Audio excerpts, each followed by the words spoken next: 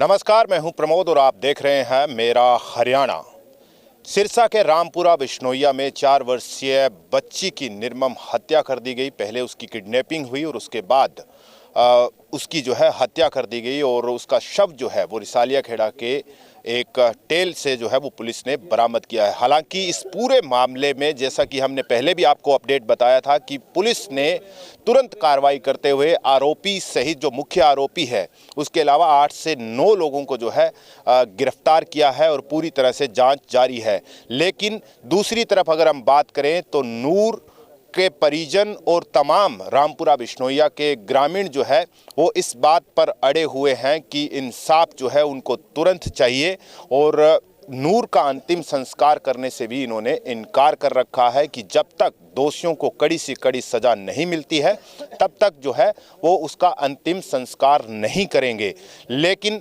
इस पूरे मामले के अंदर अपडेट हम आपको सबसे बड़ा ये बता देते हैं कि आज लगातार दूसरा दिन है और दूसरे दिन भी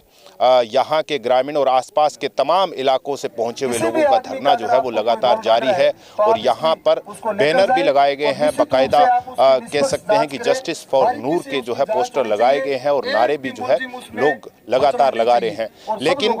इन 2 दिन के बीच पुलिस और यहाँ के तमाम जो लोकल लोग हैं जिन्होंने एक कमेटी बनाई है 11 सदस्यीय, वो तमाम लोग आपसी बातचीत करने की कोशिश कर रहे हैं, लेकिन सहमति वो नहीं बन पाई है कि बच्ची जो नूर है, जो मासूम बच्ची है, उसका क्या कसूर था कि इस तरीके का जघन्य अपराध उसके साथ हुआ है। उसको लेकर उसके अंतिम संस्कार को लेकर वो दोनों ही पक्षों के बीच अभी तक सहमति नहीं बन पाई है। पुलिस ने कई दौर की बातचीत की है, यहाँ की जो कमेटी गठित की गई है उन्होंने भी कई दौर की बातचीत की है, लेकिन अभी तक सहमति नहीं बन पाई है। दूसरा ये भी सवाल है कि आखिर 2 दिन बीत जाने के बाद डबवाली पुलिस वो ये क्यों नहीं बता पाई है कि आखिर उस अपराधी का मोटिव क्या था, किस तरीके से उस बच्ची की हत्या की गई, कुछ उसके साथ अनहोनी घटी है या नहीं घटी है। ये भी तमाम सवाल लगातार लोग यहाँ के वो पूछ रहे हैं। और सबसे बड़ी बात ये है कि पोस्टमार्टम रिपोर्ट में निकल कर क्या आया है, ये अगर पुलिस इनको बताए तो तब इनको वो संतुष्टि होने की उम्मीद भी वो कहीं ना कहीं जगती हुई नजर आ रही है। लेकिन तमाम ये जो घटनाक्रम हो रहा है नूर को लेकर, लगातार लोग धरनारत है, लगातार लोग लोगों से अपील भी कर रहे हैं कि इस धरने को बड़ा करे। लेकिन सबसे बड़ी बात यह है कि पुलिस ने अपनी कार्रवाई जरूर की है, तत्परता से की है और कह सकते हैं कि इस पूरे मामले के अंदर जो भी आरोपी था, मुख्य आरोपी था, उसको अपनी गिरफ्त में लिया है। इसके अलावा 8 से 9 लोगों को पुलिस ने अपनी गिरफ्त में लिया है और पुलिस का तमाम तरह से यहाँ के जितने भी लोकल्स लोग हैं उनसे भी ये भी आश्वासन उन्होंने कहा कि हम अपनी तरफ से वो कड़ी से कड़ी कार्रवाई करने की कोशिश कर रहे हैं, लगातार लगे भी हुए हैं। लेकिन लोगों का फिर वही सवाल अटक जाता है कि आखिर पुलिस वो इस पूरे मामले के अंदर क्यों नहीं बता पा रही है कि आखिर बच्ची के साथ किस तरीके से उसकी हत्या की गई, क्या क्या उसके साथ अनहोनी हुई, कहाँ ले जाकर उसके साथ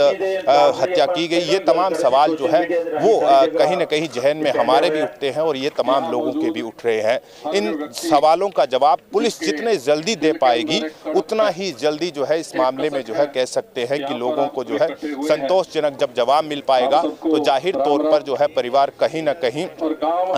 जो लोग हैं वो संतुष्ट नजर आएंगे और इस पूरे मामले के अंदर कहा जा सकता है कि कहीं एक नतीजे पर वो पहुंचा जा सकता है। उस मासूम बच्ची का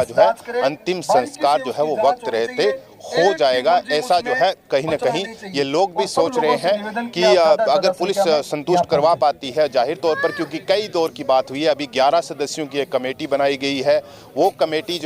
पुलिस से बातचीत कर रही है, पुलिस उनसे बातचीत कर रही है और ये जो धरना है 2 दिनों से लगातार जारी है। ताज़ा अपडेट इसके अंदर ये है कि ये धरना अभी भी जारी रहेगा जब तक कि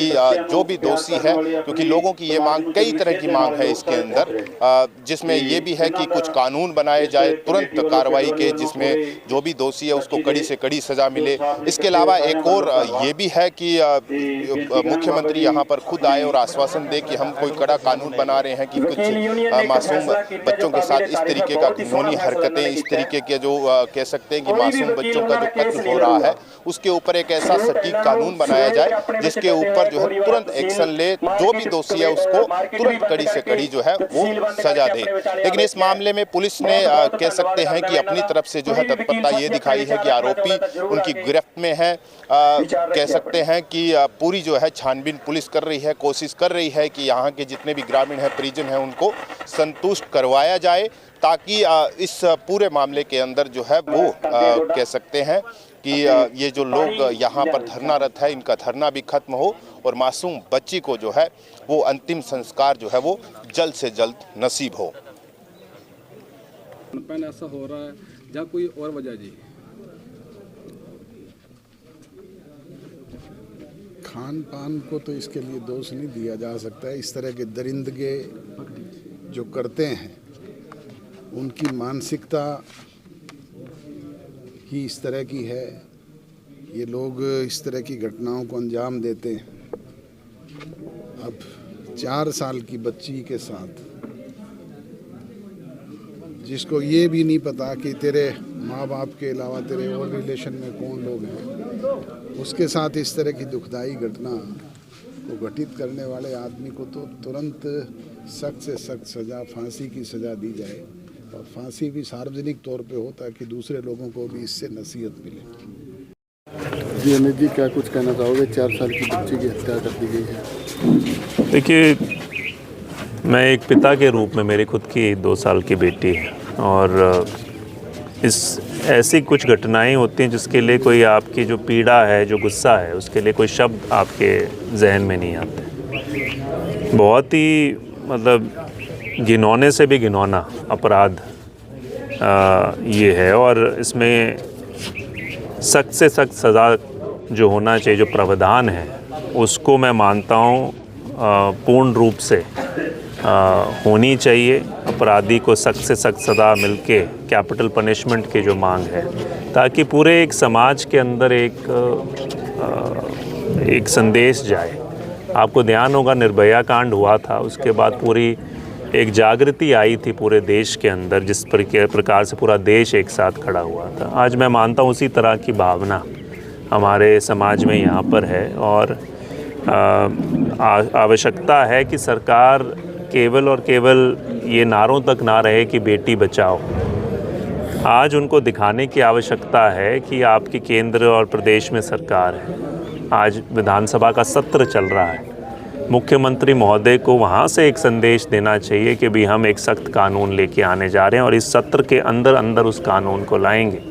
जिसके अंतर्गत कि भी कोई भी आने वाले समय में इस तरह का जो न्याय जो प्रक्रिया है उसको और कैसे तीव्र गति से कर सकते हैं, उस प्रावधान को सुनिश्चित करने का काम मैं मानता हूँ सरकार को करना चाहिए। न्याय मिलना चाहिए पीड़ित परिवार को, और मैं अपनी संवेदनाएं परिवार के साथ, पूरा जो गांव के लोग हैं, समाज के लोग हैं, उनके साथ अपनी संवेदनाएं जोड़ते हुए आज यहाँ पर बीच में आया, और जो इनका संघर्ष है उनके साथ हम जहाँ तक होगा उसके साथ पूरी तरीके से मजबूती से खड़े रहेंगे, साथ चलेंगे, ताकि आने वाले समय में कोई भी ऐसी घटना हमारे समाज में होने से पहले कोई भी व्यक्ति जो हो, जो इस तरह की प्रवृत्ति का हो, उसको उसकी रूह कांप जाए। मैं मानता हूँ इस तरह का एक सज़ा यहाँ पर मिलनी चाहिए। क्या कमी